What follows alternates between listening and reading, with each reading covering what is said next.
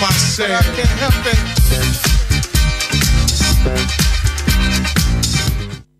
Salam alaikum, mas'a al-khair, bienvenue dans votre émission Oussama Live. Alors ce soir, j'ai l'honneur de recevoir Amin Bendriss, qui est un photographe autodidacte de Bruxelles. Salam alaikum, Amin. Alaikum salam, frère. Comment merci. tu vas? Très très bien, très Alors, bien. on va se tutoyer, on est chez nous, Ouais, ça on est marche. entre nous, Amin. On se connaît, Bruxelles FC. Ouais. Amin Bendriss, tu es photographe. Tout à fait. C'est ta première télé, je pense. Ouais, première fois. Première télé, comment tu te sens?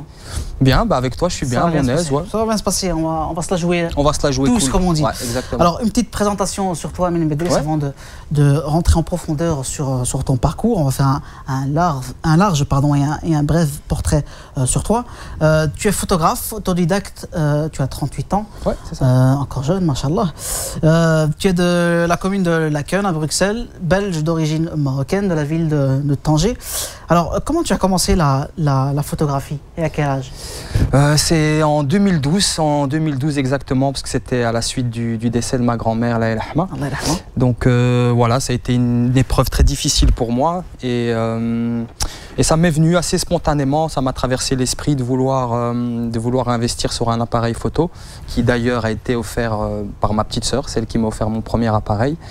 Et à partir de là, j'avais un véhicule à l'époque, je l'ai vendu et je me suis équipé de mon appareil, puis j'ai commencé à parcourir un peu les rues. Donc au départ, c'était beaucoup de photos architecturales, donc j'essayais un peu d'avoir une compréhension déjà de l'appareil, du boîtier, de tout ce qui me semblait déjà très compliqué, parce qu'au départ, j'avoue que c'était des photos qui étaient très souvent ratées. J'ai persisté comme ça au fil du temps, puis j'ai commencé à avoir des compréhensions avec l'appareil sur tout ce qui est exposition, tout ce qui est mise au point, vitesse, un peu comprendre les zones où c'est possible de prendre ou pas une photo. Et puis petit à petit, j'ai commencé à vraiment y prendre du plaisir, à vraiment y découvrir une manière d'exprimer une émotion, en tout cas quelque chose d'intérieur déjà avant tout. Et puis de là est arrivée la photo-portrait. J'ai commencé à m'orienter tout doucement plus vers le public, vers les expressions, vers les instants. Voilà. Alors, tu m'as dit hors antenne, un truc qui m'a beaucoup touché. Tu m'as dit, après la mort de ta grand-mère, en 2012, ouais. tu as été dans les rues de Bruxelles avec ton appareil pour évacuer cette peine, ouais, cette douleur en fait. Tout à fait. En fait, je m'étais isolé à ce moment-là et au plus j'avançais dans la photo, plus j'ai l'impression que c'est comme si elle, ma grand-mère, me l'avait transmis en partant, en me disant tiens, fais quelque chose, reste pas comme ça, reste pas dans ton... Parce que c'est vrai que ça a été très difficile pour moi, même sur des photos que je tirais, j'avais vraiment des émotions qui remontaient, c'était vraiment... Ça finissait par devenir vraiment un exutoire, vraiment quelque chose qui me permettrait d'évacuer cette peine, qui est en fait au final devenue une force. Donc j'ai transformé ça en force, je commence à m'approcher des gens, à avoir des contacts, des demandes pour des événements. Et à partir de là, c'est parti tout doucement. Aussi grâce, je dirais, au public qui m'a soutenu. Donc les gens qui ont suivi mon travail, qui ont apprécié, qui ont eu la gentillesse de m'écrire des messages de soutien. Et à partir de là, j'ai persisté. Alors, en 2012, donc, tu as perdu ta grand-mère à Allah yarhamha, ta soeur t'a offert un appareil. Ma petite soeur m'a offert la première appareil. Photo. Tu as été dans les rues de Bruxelles. Tu as été photographié plusieurs endroits de Bruxelles et même les personnes. Tu fais beaucoup de street photographie, beaucoup de portraits. J'imagine que tu n'as pas suivi de formation. Non. Tu as été autodidacte depuis le début. Est-ce que tu as toujours ton appareil photo sur toi? Tu m'as dit, mon appareil, c'est un peu en souvenir pour ma grand-mère. J'ai toujours mon appareil photo avec moi, sur ouais, moi. tout à fait. Donc c'est-à-dire que les gens qui me connaissent et qui me voient, en général, c'est rare qu'ils me voient sans l'appareil. Même des gens, des fois, m'arrêtent dans la rue pour dire « Ouais, faites attention à votre appareil. » Voilà, j'ai besoin qu'il soit là, qu'il soit... Voilà, en fait, c'est un peu comme si je pouvais tirer des photos avec mon regard. C'est un peu ton psy, ton appareil. Voilà, c'est ça, il est là, ça me réconforte. Ton Jiminy Cricket dans Pinocchio. Exactement. Donc, tu as découvert cette passion sans aucune base. Rien. Tu as tout appris tout seul.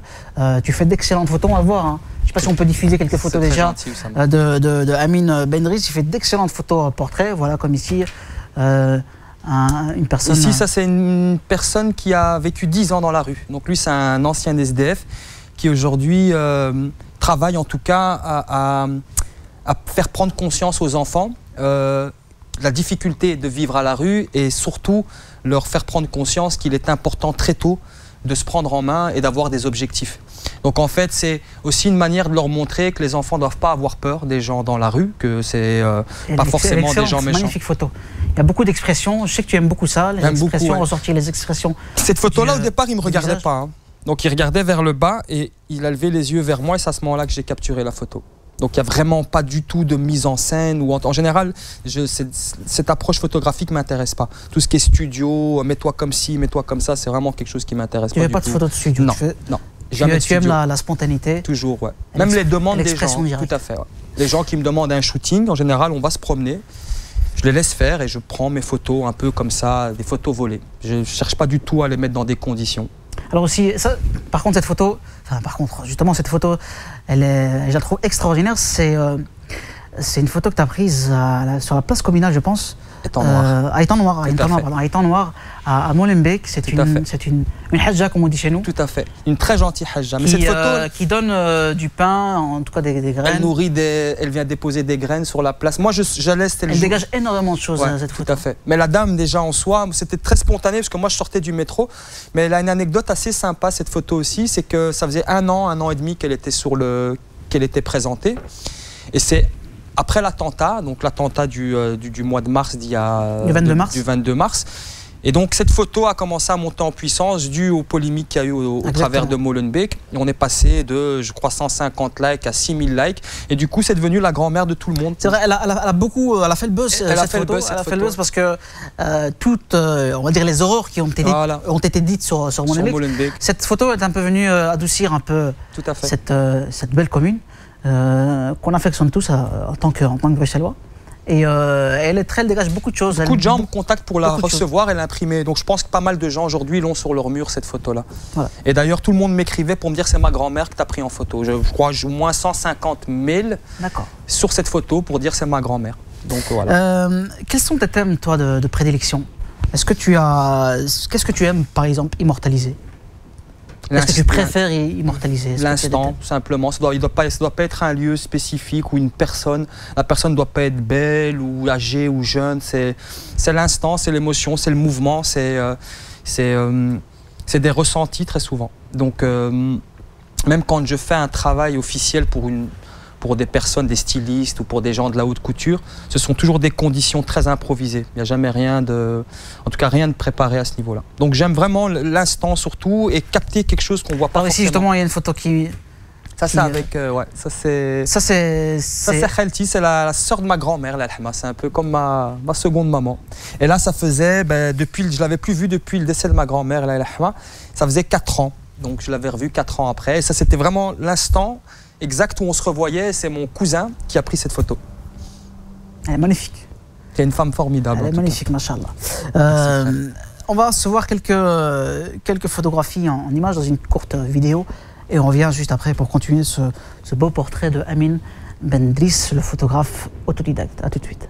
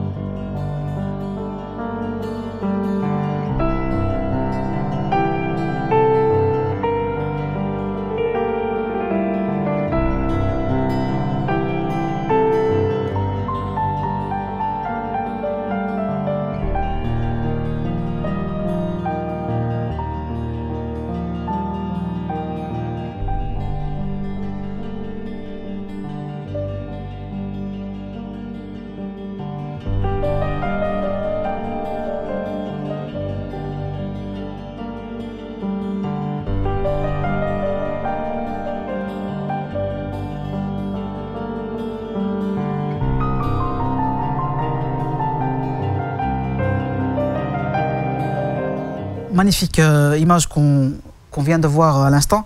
On voit que tu es très portrait, tu aimes les expressions comme tu nous l'as dit, tu aimes l'instant présent. Ça te fait quoi, toi, quand tu prends une expression comme ça, aussi spontanée? pour un photographe, j'imagine c'est comme pour un peintre qui peint une fresque extraordinaire, qui dit waouh, ça j'ai fait un truc extraordinaire, j'ai dessiné ou j'ai peint une œuvre extraordinaire. Est-ce que tu as le même ressenti un peu? Exactement. Pour moi, la photo, je l'assimile comme j'ai une notion de dessin. Je l'associe vraiment à l'art en règle générale, à la peinture, au dessin, même à la sculpture. Et c'est vrai que quand j'ai une photo, quand j'ai la chance de regarder l'appareil, si évidemment c'est pas un argentique, parce que pour le moment je fais essentiellement de la photo pellicule, mais dans le cas où je fais de la photo numérique, c'est vrai que quand je regarde la photo tirée, ça me procure énormément de plaisir de savoir qu'il y a un vrai potentiel sur la photo. C'est vraiment quelque chose d'hyper positif pour moi et qui me procure vraiment de très bonnes sensations. Alors tu es spécialiste dans la photo portrait et abstrait. Tu aimes le public, comme tu l'as expliqué avec ce monsieur, cette personne âgée qui vit dans la rue. Les manifestations, beaucoup d'événements, tu es présent dans pas mal d'événements. D'ailleurs c'est là dont on s'est rencontrés. Les mariages aussi. Tu fais aussi les mariages. Tu fais aussi les mariages marocains? Est-ce que c'est pas difficile avec... Non, je pense pas. Avec le fameux geste non, prends pas en photo. En général, tranquille. Parle-moi, s'il te plaît. Je les prends même quand ils font ça, parce que des fois, quand ils me font comme ça, j'arrive à avoir une très très chouette photo. Parce que ça reste, malgré tout, le geste très spontané aussi. Mais en général, j'essaie de faire annoncer, donc en tout cas demander aux personnes qui m'invitent en tant que photographe, de les annoncer qu'il y a un photographe et de simplement me faire un petit signe ou me faire comprendre qu'ils ne veulent pas être pris en photo. Mais je tiens quand même à rassurer les personnes à ce niveau-là. Les photos que moi je prends dans des mariages, ce sont des photos qui ne sont pas du tout utilisées ou exploitées à un but personnel. Ce sont des photos qui sont transmises aux mariés et jamais elles ne sortiront de ma boîte de sauvegarde. Ah oui. Sauf si les mariés... Les mariés me donnent... C'est un professionnel. Voilà. Mais attention, il y a des mariages où évidemment il y a des invités.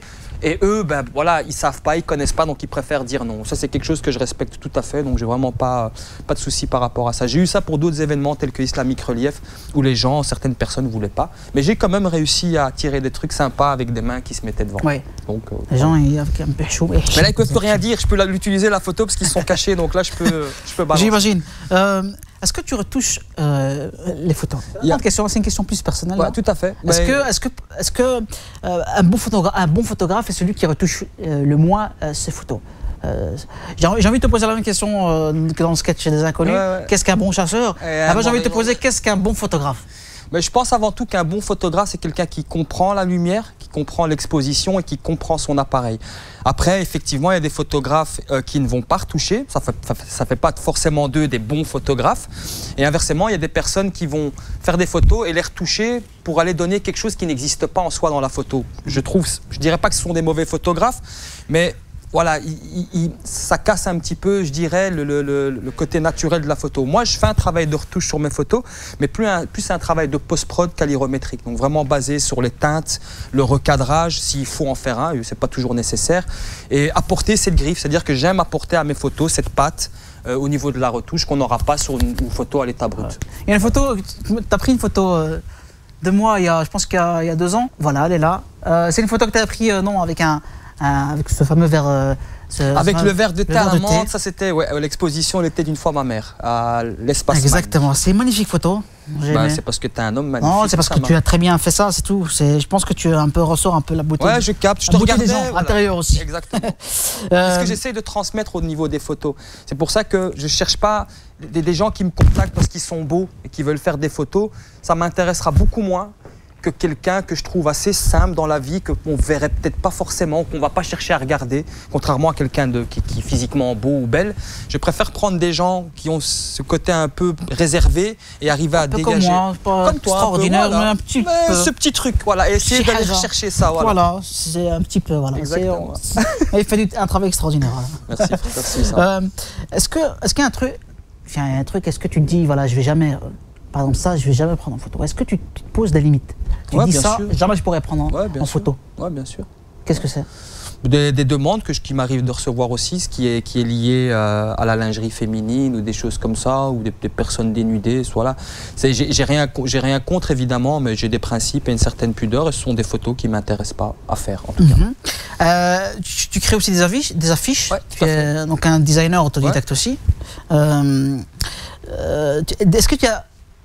alors là, il y a un truc assez marrant. Tu m'as dit ça en tête, je ne savais pas. On se connaît depuis 2 ans, je pense. Je ne savais pas, alors la photographie, c'est ta passion. Ouais. Mais ton vrai métier actuel, tu es chef cuistot. Ouais, c'est ça. C'est extraordinaire. Est-ce que tu travailles actuellement? Je le déclare pour la première fois, les gens ne savent pas que je suis cuisinier. Est-ce que tu travailles actuellement en tant que chef cuistot? Ouais, tout à fait, actuellement je travaille. D'accord. Est-ce qu'il y a des similitudes entre la cuisine pour moi, c'est assez... et la photographie? Ouais, c'est pareil. Je ne parle pas des photos prises tout à fait. Avant de commencer son plat et la publier sur Facebook, par exemple. Mais je dirais que s'il y a une similitude dans le sens où un plat, on va déjà le mettre en place, on va déjà essayer dans sa tête de l'imaginer, on va ensuite le cuisiner, et puis ensuite, un des points que j'aime beaucoup dans la cuisine, c'est le dressage. C'est arriver à créer une assiette qui est une harmonie, qui est une arôme, une saveur, quelque chose qui s'en dégage et que ça plaise à l'œil. Et la photo, pour moi, c'est pareil, parce que la photo, on va essayer de rechercher, on va essayer d'imaginer quelque chose, on va essayer de prendre un instant, et ensuite de l'habiller, de lui donner cette griffe, cette patte au travers justement d'une forme de retouche. Quand je parle retouche, c'est pas du tout c'est lié des messages, des messages. Ouais, excuse-moi, je t'en prie. C'est ma mère. Rentre. Rentre à la maison. Tu dois manger. Maman, je termine l'interview et je rentre, promis. Je t'aime, maman. Excusez-moi, c'est ma mère qui m'envoie un message. Donc, voilà. On est invité à manger? Bien sûr, avec plaisir, hein, tout le monde est invité. Donc voilà, il y a des similitudes entre la photo. Il y a vraiment pour moi, oui, parce que déjà la passion, ce sont deux passions. Et la cuisine. Voilà. Donc c'est un chef cuistot ou un cuisinier ou un commis de cuisine, c'est un artiste aussi. Pour moi, c'est des artistes, ces gens-là. Et un photographe également, donc il y a quelques similitudes. Ta famille en pense quoi de tout ça? Donc tu es photographe à partir de 2012 pour être exact, septembre 2012. Autodidacte. Ta famille en pense quoi? Le fait que tu sois un si bon photographe, par exemple, est-ce que le regard a changé par rapport à toi? Je pense bien, peut-être pas forcément vis-à-vis de mes sœurs parce qu'elles l'ont découvert très vite, mais ma mère et d'autres membres, surtout ma mère, l'a découvert un peu plus tard en s'inscrivant sur Facebook. C'est là qu'elle a commencé à voir mon travail. Et pour ma mère, son regard en tout cas a clairement changé vis-à-vis de moi. Parce que je pense qu'elle a découvert une sensibilité, quelque chose qu'elle ne connaissait peut-être pas forcément de ma personnalité, qu'elle a découvert au travers des photos. Et ma mère est quelqu'un de très sensible au niveau de l'image, au niveau de l'expression. Donc elle, oui, ça a été un autre regard, un nouveau regard pour elle. Ouais. Comment s'appelle ta maman? Farah. Farah, Poussa. Poussa, tu as fait un fils extraordinaire. Voilà. Alors regarde l'émission, ta maman? Ouais, je pense bien parce qu'elle est très voilà. Facebook. Doble beso pour Farah. Tu es originaire de la ville de Tanger? Ouais. Au Maroc, qu'est-ce que tu y vas souvent? Je n'ai pas été très souvent. À Tanger? Non, j'ai pas été très souvent. J'ai pas eu de par mon parcours et mon vécu, j'ai pas eu l'opportunité de partir très souvent. Je commençais à travailler très jeune aussi, je crois 13-14 ans. Donc moi les étés, je bossais tout le temps. Et quand tu y vas? Et quand j'y étais, c'était pour mon père essentiellement. Et tu fais quoi à Tanger? Qu'est-ce que tu aimes de ta vie? Ce que j'aime dans Tanger, c'est la Médina, les vieux endroits, les coins un peu de légende comme ça, où il y a beaucoup d'histoires. J'aime vraiment y passer du temps. Comment tu te vois dans 10 ans? Dans 10 ans? Où est-ce que tu te vois dans 10 ans? Je crois que je serai toujours en Belgique, à mon avis, je pense. Mais j'ai des projets au-delà de la Belgique. Mais bon, si on ne t'expulse pas. Si on ne m'a pas expulsé d'ici là. Si on ne t'expulse pas. Pas grave, en tout cas, l'appareil sera toujours avec moi. Il sera là, expulsé ou pas expulsé. Est-ce que je serai moi-même là dans 10 ans? On partira ensemble, il n'y a pas de souci. Est-ce qu'on sera vivant? Non, on ne sait pas. Exactement. Mais est-ce qu'on sera ici dans le pays? En tout cas, on ne sait pas. En tout cas, là où tu iras, tu prendras ton appareil sur toi. Ouais, ça c'est une passion que tu ne peux plus lâcher. Non, je la lâcherai pas. Je lâcherai pas. Combien tu prends de clichés par semaine? Par semaine? Ouf. Ben là, c'est-à-dire que je suis passé à la photo argentique, donc des appareils qui sont sortis quand je suis né. Et ça peut être 38, on est sur des bobines de 36 photos, ça peut être aussi bien fait en une journée que sur un mois où je prends mon temps, parce que du coup en argentique on prend vraiment le temps de construire sa photo. Le temps, la recherche est beaucoup plus, je dirais, est plus profonde que le numérique. Le numérique on peut faire ça instantanément et tout de suite voir le résultat, mais avec l'argentique on développe, donc il faut vraiment prendre son temps et être sérieux. Donc c'est une toute nouvelle approche que j'ai commencé il y a presque un an. Mais sinon, quand j'étais encore au stade du numérique, je dirais à peu près 5-6 000 photos par semaine. D'accord. Est-ce que tu es marié? Non, malheureusement pas Wildenas. Pas encore. Tu peux profiter pour faire une annonce, hein? J'espère. Tu sais, il faut profiter de la moindre occasion, hein? Non, toujours pas. En tout cas, je te le souhaite. Un grand merci. Je te le souhaite, ça va vraiment merci beaucoup. Alors, on va faire un petit quiz pour clôturer tout doucement ce portrait. un quiz qui va peut-être donner la possibilité, peut-être à ta future femme, on ne sait jamais, qui nous regarde, de mieux en savoir sur toi. Est-ce que tu es caméra sur moi? Merci. Est-ce que tu es thé nana ou thé negro? Thé nana ou thé negro? Thé nana. Thé nana. En petit déjeuner, tu es plutôt des œufs au plat ou cornflakes? Les œufs au plat. Les œufs au plat. Barça ou Real? J'aime les deux, hein, mais je vais faire un choix, donc je vais dire Real. Merci. C'est gentil. C'est gentil, merci. Est-ce que tu es plutôt Narcos, donc la série Narcos, ou Lala Mnana? Lala Mnana. Obligé. Ça va, tu es un bon chamalé. Un jogging avec Dorothée ou avec moi-même? Avec toi-même. D'accord. Pastel au poulet ou fruits de mer? Au poulet. Poulet. Et pour terminer l'émission, toi tu es un photographe, moi je suis un photographe amateur, donc je vais nous prendre en photo. Avec grand plaisir. Caméra sur... voilà, je vais nous prendre en photo et on va la publier comme ça. Le Jumhur Maghreb TV. Voilà.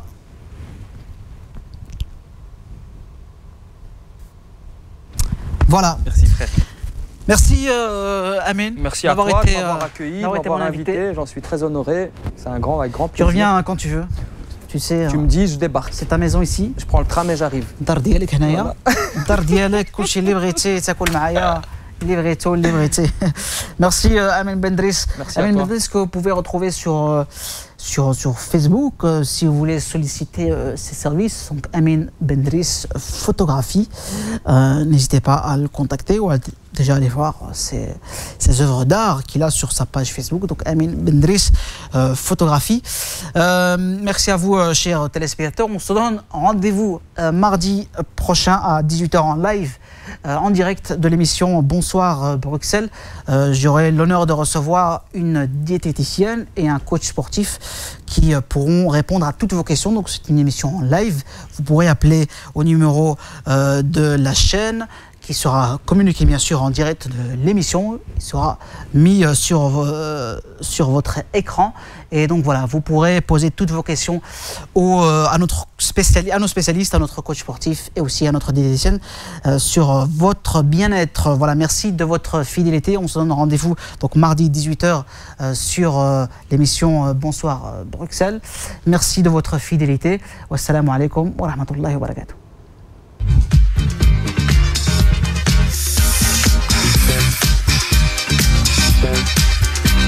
I don't wanna be afraid, but I can't help myself.